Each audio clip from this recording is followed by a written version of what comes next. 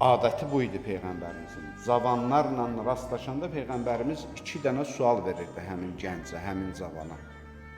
Peyğəmbər Əkrəm gülərək qəbul elədi həmin zavanı və ondan soruşdu, işləyirsən və ailə həyatı qurmursan? Həmin cavab hər 2 suala mənfi cavab verdi, dedi, ya Rasulallah, işləmirəm və ailə həyatı da qurmamışam. Peyğəmbərimiz çox narahat oldu. Dedi, acığım gəlir o müsəlman gəncindən ki, həm işləməyə, həm də ailə həyatı qurmuyor. Acığım gəlir bundan. İndi başqa məsələlər var da, bu günləri iş tapa bilmir gənclər, bu özü bir çətinlikdir. Ailə həyatı qurmaq üçün bəzi problemlər bu günləri qarşıya çıxır, o özü bir problemdir.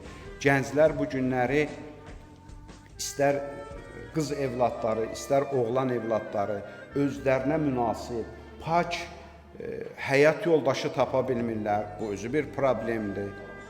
Lakin bu problemləri həll eləyə bilirsə bir insan mütləq evlənməlidir, mütləq ailə həyatı qurmalıdır. Ailə həyatı qurmayanda fəsadlar çoxalır, problemlər çoxalır. Və ailənin dəyərləri qorunmalıdır. Bu günləri hamınız şahid olursunuz ki, sanki bir vəhşi canavar kimi hücum çəkiblər ailə dəyərlərini məhv eləmək üçün. Televiziyaların vasitəsilə, sosial şəbəkələrin vasitəsilə, cürbəcür təbliğlərin vasitəsilə ailə dəyərlərini məhv edirlər.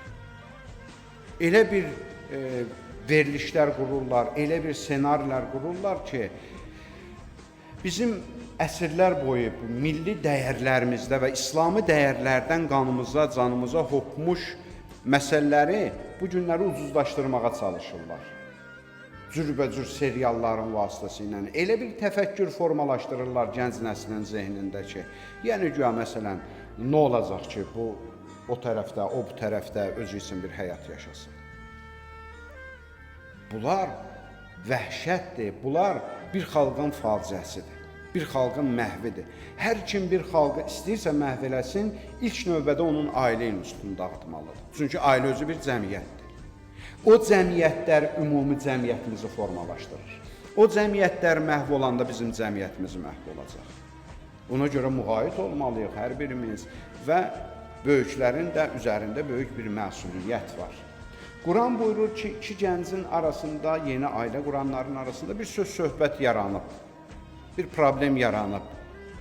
Buyurur, hər 2 tərəfdən hakim təyin edin, hər 2 nəsildən ağsaqqal təyin edin, gəlsinlər, otursunlar, onları öyüd nəsihət eləsinlər, başa salsınlar, izah eləsinlər, onları barışdırsınlar.